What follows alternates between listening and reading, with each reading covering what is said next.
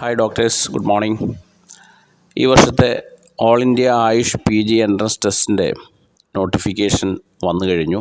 National testing authority വിശദമായ ഒരു information brochure അതിൻ്റെ നോട്ടിഫിക്കേഷനോടൊപ്പം സബ്മിറ്റ് ചെയ്തിട്ടുണ്ട്. ഈ ബ്രോഷർ കൃത്യമായി വായിച്ച് അതിലെ കാര്യങ്ങൾ മനസ്സിലാക്കിയിട്ട് മാത്രം നിങ്ങൾ ആപ്ലിക്കേഷൻ സബ്മിറ്റ് ചെയ്യാവൂ.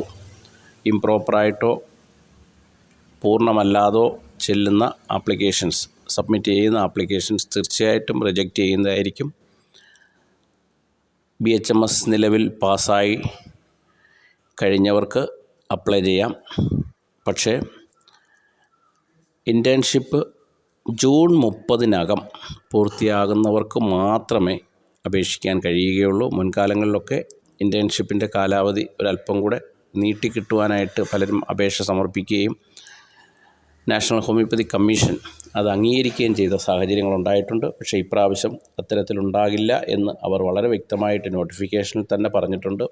ആയതിനാൽ ജൂൺ 30-ന് ഇൻറ്റേൺഷിപ്പ് പൂർത്തിയാകുന്ന എല്ലാവർക്കും അപേക്ഷ സമർപ്പിക്കാൻ കഴിയുന്നതാണ്. 2 സെൻറ്ററുകൾ വീതം ഓരോ ആപ്ലിക്കേഷനിലും സമർപ്പിക്കാൻ കഴിയും.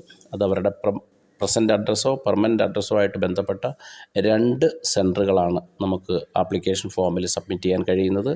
കേരളത്തിൽ തിരുവനന്തപുരം, കോട്ടയം, തൃശ്ശൂർ, എറണാകുളം, കോഴിക്കോട്, കണ്ണൂർ, ഈ രീതിയിൽ 5 സെൻറ്ററുകളാണുള്ളത്. ഇക്കാര്യങ്ങളെല്ലാം വിശദമായിട്ട് ഇൻഫർമേഷൻ ബ്രോഷറിലുണ്ട്. അത് വായിച്ച ശേഷം മാത്രം ആപ്ലിക്കേഷൻ സബ്മിറ്റ് ചെയ്യുക.